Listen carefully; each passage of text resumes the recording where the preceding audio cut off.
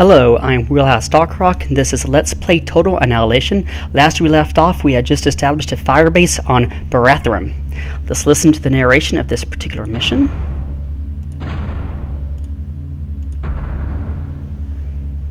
When it appeared that its control of Barathrum might be compromised, the Corps began concentrating its efforts at Crustal 7, a readily defensible strongpoint above the sheer cliffs known as Landowns Interface.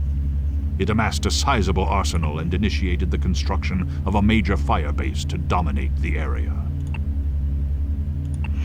Alright, they tell us to take to the air in this particular mission, and you can. The important thing to know in this particular mission is that the enemy has a base located on the plateau or shelf that is, I guess, above you, but it's on a different elevation. So they can't actually send any land units towards you. Doesn't mean they can't send air units towards you, and they will. Also, the AI in here is kind of interesting. The AI package that the AI receives, it means they will be building the base. So they are producing units, they are planting windmills, and they are producing vehicle plants and K-Bot labs. So they are actually expanding at the top as you play it. So anyway, let's go ahead and do this mission. This is actually a complicated mission. Usually I try to lay out what I'm going to say, and this one's a little bit tricky because there's a lot to do. And I know I always say that, but I think it's particularly true of this particular mission. Alright, I'm going to go ahead and resume. I've kept the speed rather slow.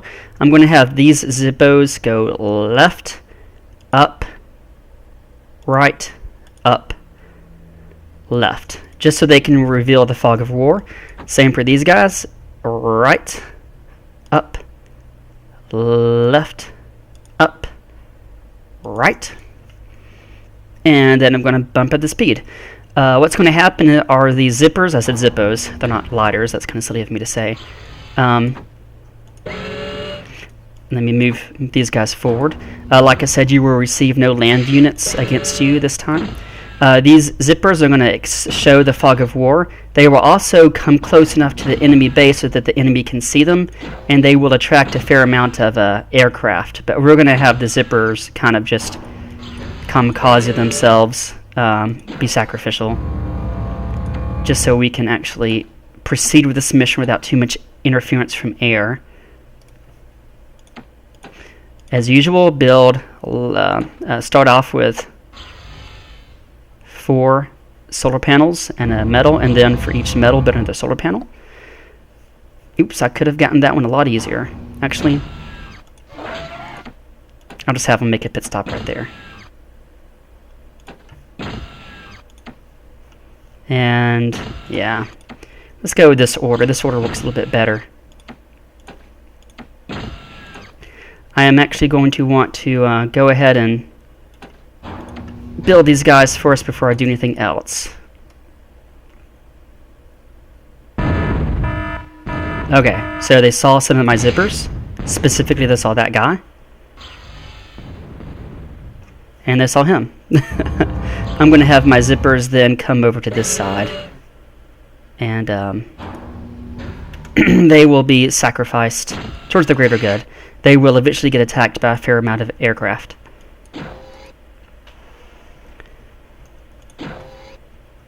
After he builds that, I'm going to have him build an aircraft plant and then build a fair amount of constructors to go ahead and build air defenses all around here.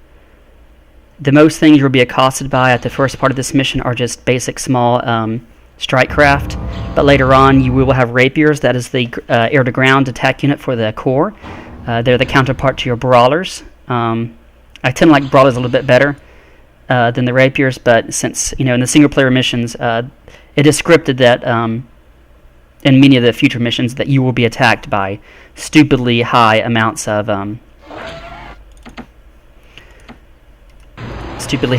rapiers. I'm going to go ahead and have him aid in this construction. So, not much to talk about right here. Yeah, there's the aircraft. Poor guys.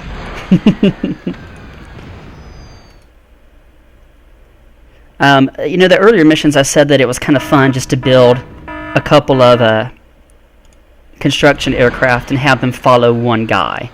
And that's what I'm going to do here. I'm going to have these 3 construction aircraft 2 of them are going to guard the other one. And move them right here. Select them. Tell them to guard this guy. Assign this guy to control group 9. And everywhere you see some metal, just build 2 defenders spaced and sprinkled around them. Because once again, like I keep on saying, you do want these air defenses sprinkled. Okay. While all that's happening, I'm going to have my commander build.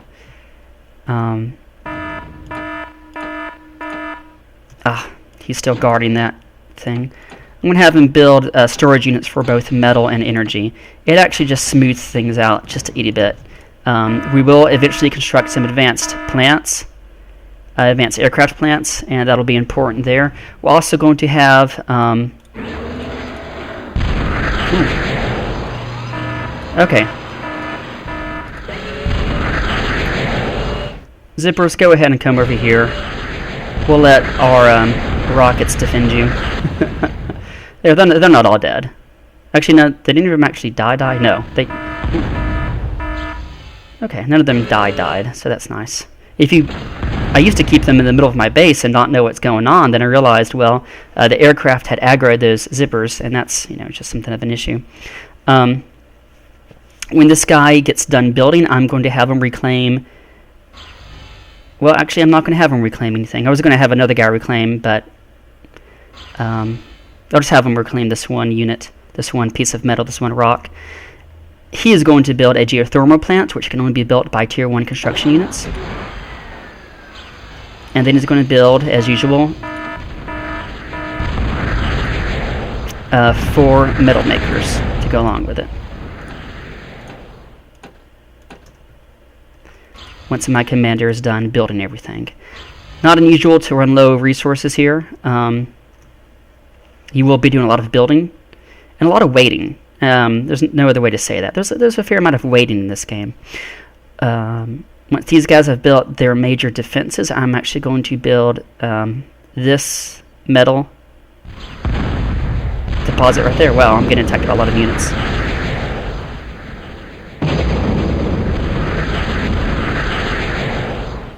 For some reason, the sound for the rockets is extremely loud, and when they blow up, it's extremely loud. Anyway, there's a metal deposit right there, and there's also a... I'm trying to find a particular geothermal vent. I don't think it's actually that one right there. I think there's one that's like below it that I'm trying to find. But there it is, on the right-hand side. Ooh, wow.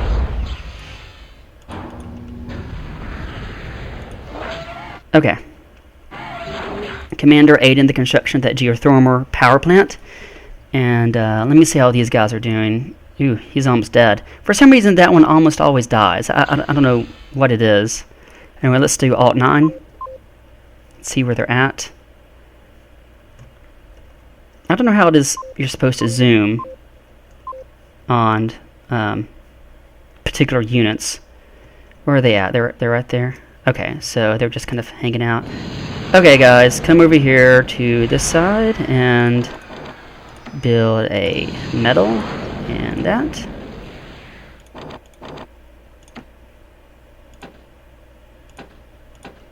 I'm going to surround that with 4, and then I'm going to build here, and then after that geothermal plant, I'm going to build 4 metal makers again, and then once again 4 defenders. That didn't take long. Shoot. One of you guys, quickly, build a defender. Seriously, build a defender. Oh, shoot. Stop being stupid. Build a defender. Alright, I'm going to have to build 2 more to help that guy. That guy's 1 hit away from being dead, that particular construction aircraft.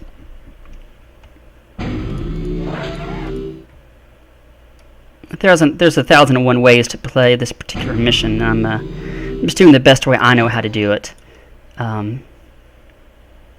It's like if you're explaining to someone how to do a math problem, you may say there is 1,001 ways to do it, there's only a few good ones. There's only a few smart ways to play this mission. And that's kind of the same way with this. Yeah, there's different ways to play it. I'm going to show you the smart way to play it. But for this first part, I imagine there are some redundancies on the best way to play it. The best way to start. But the way we're going to do it is probably the best way to do it. I'm also going to have this guy build 5 peepers. Those are the air scouts for Tier 1 aircraft.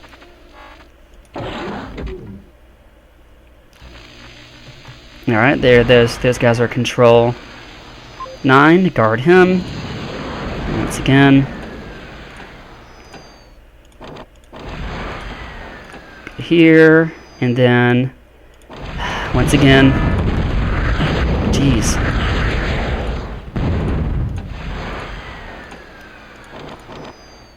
Geothermal power plant, 4 metal makers, and then 4 defenders, and then just kind of hang out right there. By the end of this, you're going to have a very flexible economy because you have all these storage units, which means you can, go in the hole a little bit as far as economy is concerned. And also, if you're generating more energy than electricity, you can turn off different metal makers, and you actually have a very variable economy. It's hard to say, a very variable economy. I'm going to show you what this base kind of looks like. And I'm going to have each of these peepers just kind of go towards the edge. They will die. And then I'm going to Control Z and then tell them once you're done there, come right back. And I'm going to speed up. And actually, I'm going to speed up and slow down. Alright, so as you can see, the reason I didn't build any metal extractor there is because they are within sight of these many units. The AI is producing tons of units. They all gather right here near this part of the map because that's the closest they can come to me. And in the meantime, you can actually see construction K-bots, cans, different labs, tons of energy. What's funny is that they build units that are kind of stupid to build. You might have seen they built some Crocs. Crocs are, of course, the amphibious tanks for the Corps. The version of our Tritons. Can you see any Crocs in this particular picture? No, you can't. Anyway, so there's a lot of stuff up there. Ooh, see, and he's building a metal extractor where there's no metal deposits. So I don't know if that. I don't think that actually produces any metal at all if you do it that way. Wow, some of these rockets are very far range. All right, pump up the game speed back up. Okay, do I have? I didn't know. I selected every unit. Okay. Anyway, it doesn't matter. These 4 guys will do just fine. Okay. What's my commander doing? Okay, so eventually what we're going to have to do is we're going to build a lot of defenders right here. Those are, of course, those anti-air towers. They also shoot ground units. And build a bank of 4 here, bank of 4 here, and a bank of 4 basically around. You don't want to build too many of them too far away because which one's mine? There he is. Let me just say 4 here. If you build them too close to the shelf, if you can look at the mini-map at the top left-hand corner, if you build them too close to the shelf, enemy units can get line of sight. There are a lot of long-range units up there, including Merles, which are just long-range. I guess that's not the name for them, but they are long-range, basically U2, V2 rocket type things, V2 rockets, and you just want a good solid bank of defenders everywhere. Okay, so let's go ahead and get our commander, and I'm actually going to have him come over to this power plant and build 1 construction aircraft, and he is going to build a whole bunch of advanced aircraft. And then what's going to happen is we're going to basically do 2 things. We're going to build some Guardians right here and start destroying all these units that were right here. And we're going to build it right about right there. And as long as you can reach this section right here, keep in mind all the units flee right here because they're trying to get to your base. I guess they're not fleeing. They all congregate right here. And then we're going to send Hawks after them. So one of the funny things about this particular mission, oh, by the way, you're going to want to build your advanced aircraft plant, or their plants, way down here. And the reason for that is you will get attacked by massive amounts of rapiers not too far in the future, which is once again why I want to put those defender banks of defenders kind of at the top.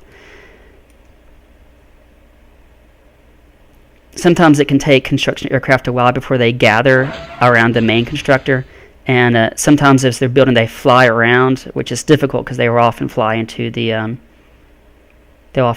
range of other units. Okay, so can we build here? The good thing is, like I said, with metal storage, you can be using more metal than you take in, and you can keep on building for a while to get 4 good advanced aircraft plants.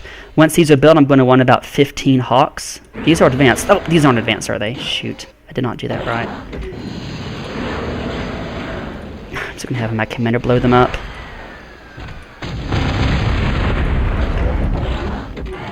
As I said before, I'm doing this live, and it's hard to play and talk at the same time. Okay. How are you guys doing? Okay, you're building the banks of defenders, which is good. You will get attacked early and often from the air. These advanced aircraft plants take a long time to build. Anyway, I was saying, this mission kind of shows you how to beat every single mission. In every single mission, besides the ones where the planet doesn't have an atmosphere, which, by the way, there's only one of those in the ARM campaign and one of them in the core campaign. If you remember last episode, I said that in both homeworlds have a moon that is devoid of an atmosphere, and that's kind of to show that you don't know which one is Earth and which one might have been Earth at one time. But other than that, in every other mission, you can use aircraft, and the easiest way to finish any mission is to just build absurd amounts of aircraft. And that's what we're going to do. We are going to build absurd amounts of aircraft. I've played this mission before. I've built tons of defenses right here and then goaded those enemy units and attacking those defenses. But instead, I'm going to just, like I said before, build some Guardians, which are artillery units right there. Okay, in a second, I'm going to do my social commentary for this particular thing. It won't be as acidic, perhaps, as the last one. Okay, how are these guys doing? Doing pretty good. Once he's done with that, I think do I still have any metal units, metal rocks? No, most of those have been claimed. I'm going to have him reclaim this metal, and this metal. Any other big rocks I can claim in this mission? That's metal rock, and I suppose that's it. Okay, I'm going to tell these guys to just move right here. And I'm going to build 15. Once again, I'm holding shift click and then clicking 3 times real fast. Alright, how am I doing? Okay, you can see I'm using more energy than I'm taking in, and that might be an issue, but I can actually just turn these 2 off. And when I turn those 2 metal makers off, I'm actually gaining more energy, and I'm still... Shoot. See what I say? It's...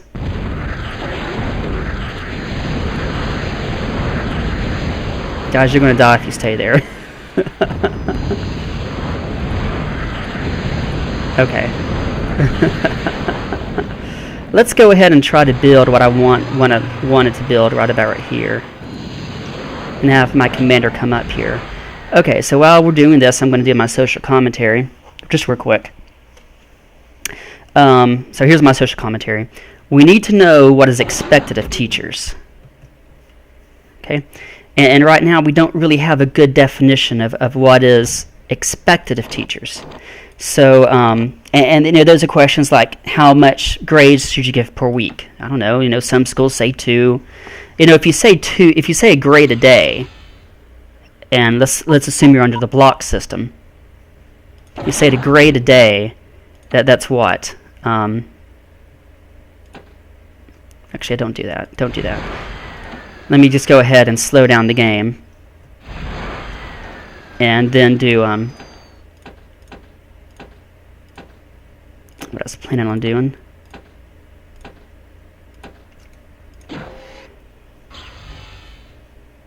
if you let's say you have 3 blocks, you're in a block schedule. There's 4 blocks the teachers teach. There's 4 blocks in the day. 3 of them the teacher teaches. He has planning time. The other times, and so in the other classes he has 30 minutes. And let's say it takes him 2 minutes to grade each and every assignment. I'm sorry, I need to take a drink of water. If you did a grade a day, you could, let's see here, what's 30 times 3, that's 90. That's 90 assignments, one per student, right? And then, let's say it takes 2 minutes, so that's 180 minutes for each assignment that you have to grade, and that's daily. So what's 180 divided by 60? That's 3, because that's 18 divided by 6, right? 18 divided by 6 is 3, right? Yep. That's 3 hours each and every day a teacher would have to teach, and that's a lot. So how many grades are due per week? How often do you update the grades? Like if a student turns it in, what time do you have to turn it in and return it to the student? How much motivation should you give? Certainly some students require a lot of motivation, some don't, and it's a lot of times... anyway, so this is my point. It's hard to know and hard to attribute and hard to link student performance with teacher performance. That's just a hard thing to grade. You can have a bad teacher look good with a good student. You can have a good teacher look bad with bad students. And what we then need is a good version of due diligence. So this is my sports analogy. You can have a good, really good coach, but if the basketball team is full of chickens, he's not going to win a whole lot of games. And you can have a coach who's a chicken, but if his team members are really good, then it's not going to be so bad. They're still going to play very well, and that's my analogy to the way teachers are. Now, certainly a good coach is always better than a bad coach, but a lot of it has to do with the performance of the basketball players themselves. All right, let's go ahead and start just shooting stuff, killing them all.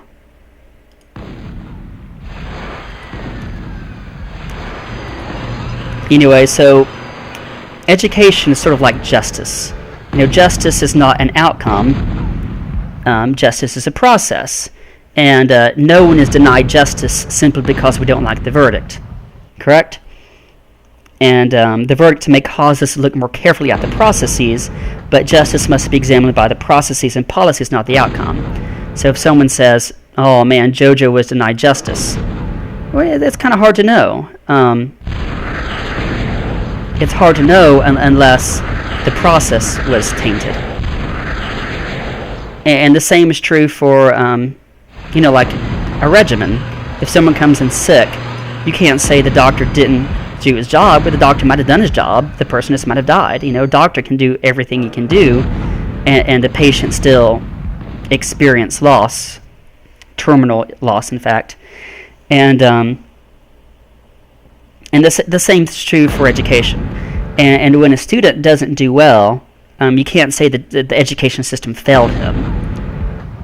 You can have a teacher that did all he could do, and the student still fails.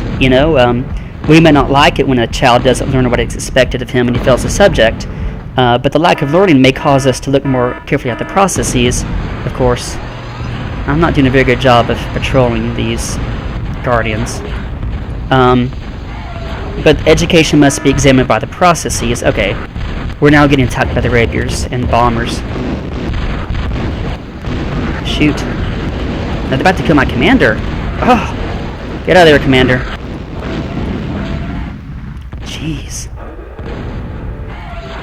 My commander almost died there. Actually, that commander needs to build a radar tower before he does anything else. And then he can move and patrol. More rapiers and bombers.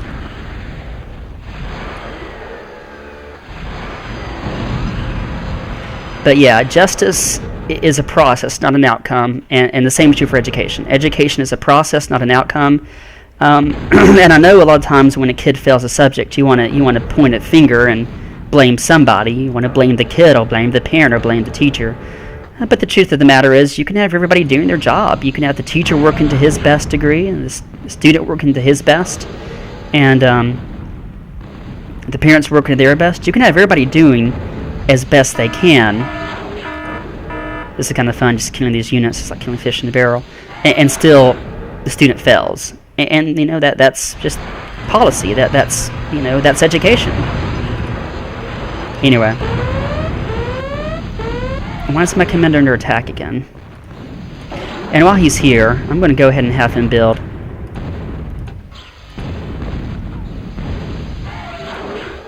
another set.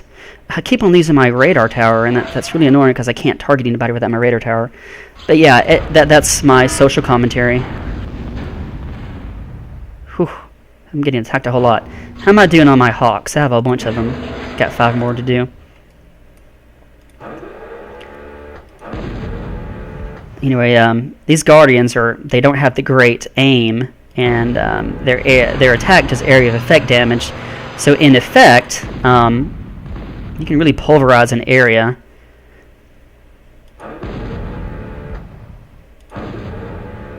Ooh, that was particularly devastating. Alright, so most of these units are gone. There's probably still a few. And as they produce more will come. There's aircraft attacking us again. What are they? They're bombers. Let me hit down here. Ooh. Those rapiers can really wreck your day.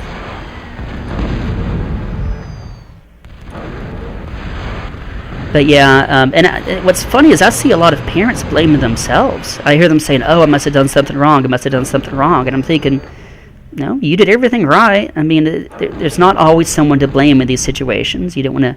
And then I see someone blaming the students, and a lot of people blame the teachers.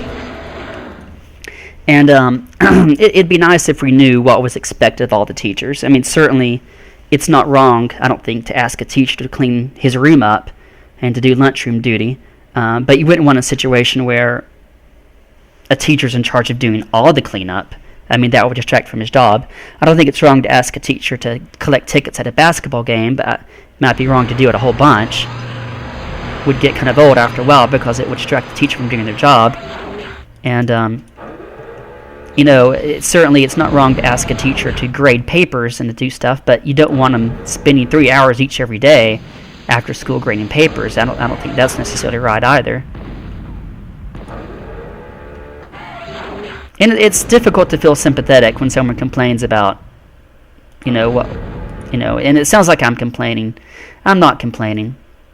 I'm not saying that teachers do too much or do too little or whatnot. I'm just saying there needs to be a good definition. What is reasonable to ask of a teacher? And you're like, is that really a problem? Yeah, it is. I mean, there's been teachers that have been fired for not raising enough candy sales. Raise enough money during a candy sale. There have been teachers fired for, things of that nature, failing to mow the lawn at their school, failing to help the principal do this or do that. And a lot of places, especially in the South, where unions don't have power because of the right-to-work laws, it's difficult to know because they don't actually have to provide a reason for your dismissal. They can just get ready for any good reason. But I hope it doesn't sound like I'm complaining, and I'm not. And I'm a hard worker, and it's just good to know what's expected so that when a parent says, "Are you doing enough to help my kid?" we can say, "Yes, I am." I have done exactly what was required of me. I keep on having to shoot units because they keep on producing units. Okay, this is good. Okay, this is how we're going to do this. I'm going to slow it down. I'm going to issue the plus shoot all command. I'm going to have these hawks go in the upper left hand corner, and I'm going to have them patrol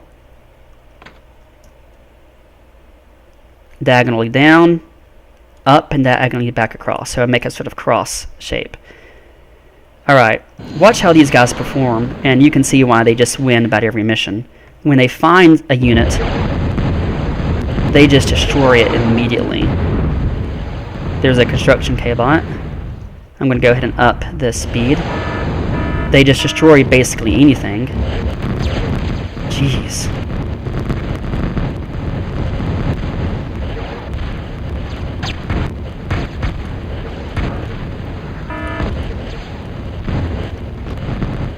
When there's a singular target and they all see that one target, they just destroy everything. And this is how you're going to play most of the later missions. The very last mission of the game, you just basically build a whole bunch of hawks and just assault everybody. There's one very hard mission called the Krogoth Encounter that's included on the expansion core contingency.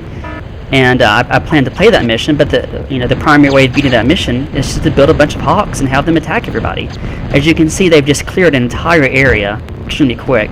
Now, part of that has to do with my Guardians, 52 kills, 51, 72, and so they cleared out a lot.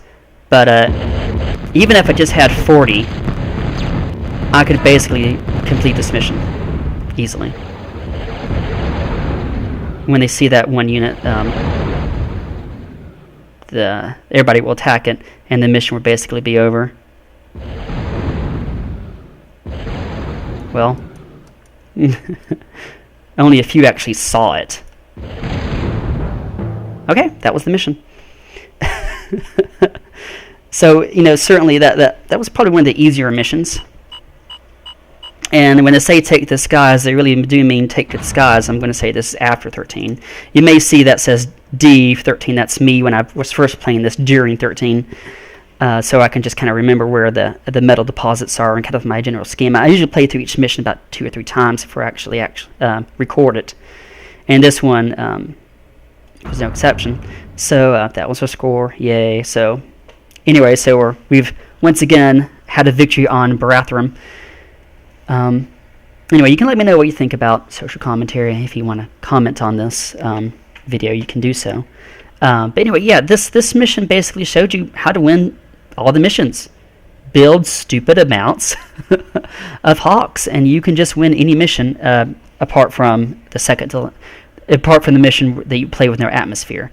Now, certainly, in other games, in the core contingency, I don't think I'll play that. There's lots of water missions, and you won't have access to aircraft plots. But most of the time, you will. All right. Well, thanks for joining me, and I hope you enjoyed this episode of Let's Play Total Annihilation. And I hope you'll join me next time, and I hope you have a nice night. Bye.